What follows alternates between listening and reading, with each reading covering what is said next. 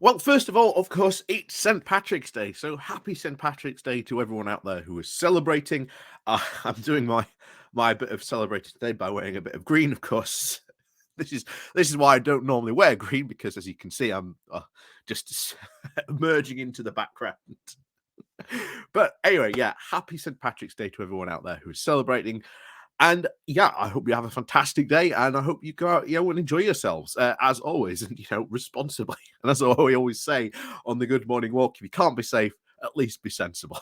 So, but we are going to be talking about what the Windsor Framework today. Well, not the Windsor Framework itself, more the fact that today the government will be having a vote on the Windsor Framework this coming Wednesday.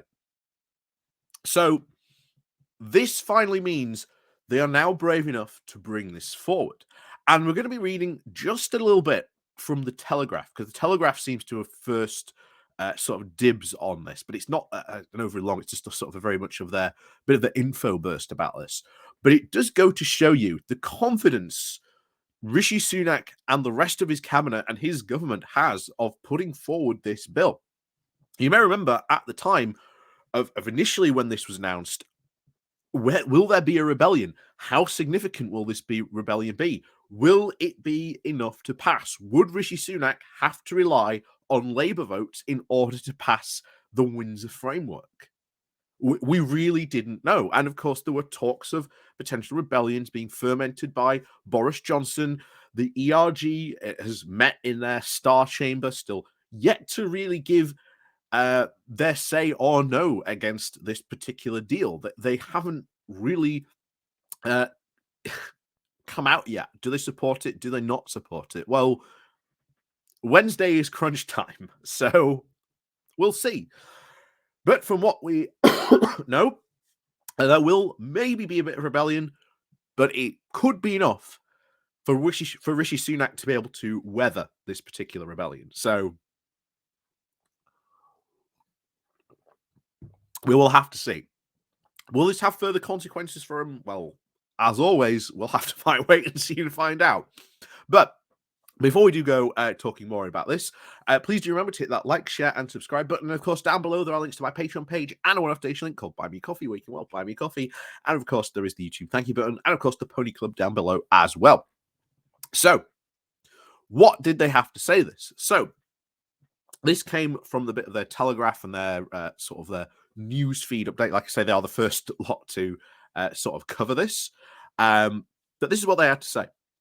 So, Downing Street has now confirmed that a maximum of only 20 Tory MPs could rebel against Rishi Sunak's Brexit deal when put to a crunch vote in the House of Commons next week, it has been claimed. So that is interesting that they've already got a minimum level of Tory MPs set to rebel, and they are very, very confident that they can bring this forward and go, there's only going to be 20 rebels. We can pass it. And 20 rebels is manageable. 30 rebels, that's where you start to get a problem.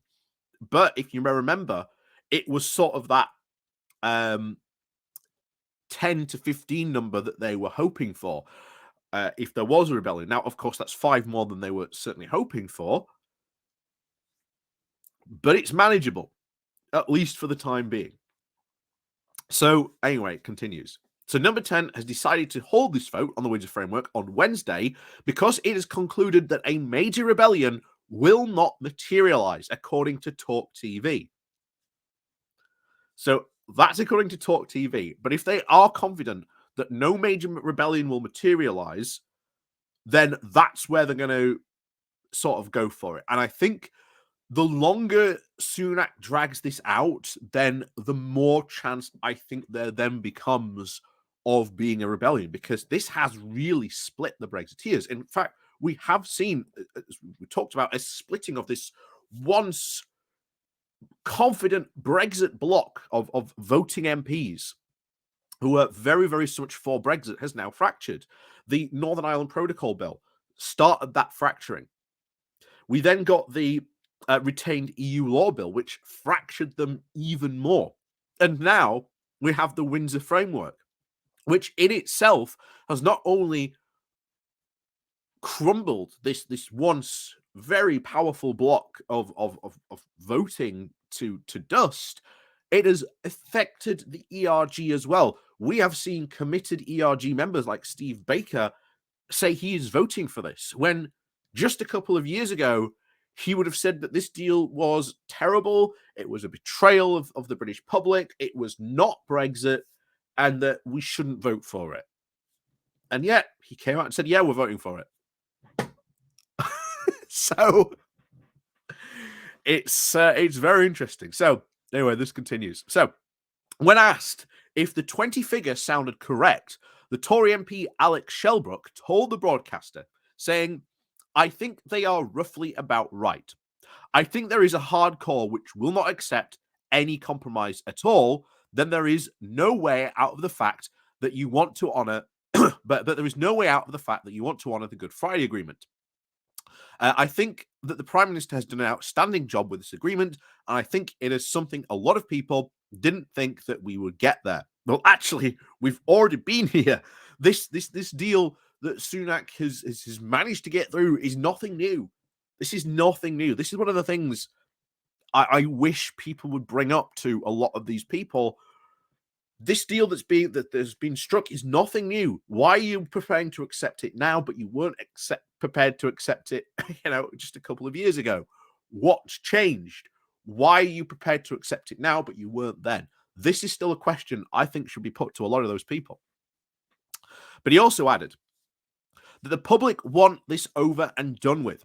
Parliament wants this over and done with. I think there just are a few Japanese soldiers not believing the war is over, but I think there are very, very few now. And this is not the first time that these hardcores have been compared to, the Japanese soldiers found in the jungle, like years after World War II had ended, still believing that the war was on. And I think this is part of the reason why it has caused this fracturing, because there is this perception now, certainly among the public, that this is the big thing that gets talked pretty much often about Brexit. You have very often things about the shortages, people are, again, noticing these shortages that's being affected, but at least maybe they can deal with it. But you have the whole thing with Northern Ireland, which was constantly every single time. So I think there's this belief that because they may be seen that they actually haven't got Brexit done, then they're seeing that this is a complete failure of Brexit. They want to get it over and done with because they're tired of it. There's been a solution on this solution that they are now accepting has been on the table. And now more and more people have just come to the conclusion that we should do a deal once and for all and just get it over and done with. And the Windsor Framework, as we've said before, nothing changes for Northern Ireland. Like the 2016 vote, nothing has changed for Northern Ireland except there are now 2 lanes. And of course, they're in the single market still, which, according to Rishi Sunak, is an incredible dynamic zone that, they should be amazed to be a part of. Which the UK was part of that dynamic zone, but Rishi Sunak argued, maybe argue this would be interesting to go back to 2016 and trying to find some of Rishi Sunak's arguments that he made about Brexit. It would be very, very interesting to see what comments he made around that time about the single market, but we'll see, because as we've said before, the Leave position was that we'll be remaining in the single market customs union, that we would just be leaving the EU politically, but remaining in the single market customs union. But anyway, let's finish this off then. So, the European Research Group of Tory Brexiteers is, of course, yet to deliver its final verdict on the PM's deal, which is designed to resolve the problems with the post-Brexit border agreements in Northern Ireland. So, will this rebellion materialise? Will it become something bigger? I think if they are confident enough to bring this forward, and they are saying there's only going to be 20, well, we'll see on Wednesday. We'll see on Wednesday with how many Tory MPs vote against it. But ultimately, the Tory party is desperately trying to get away from Brexit.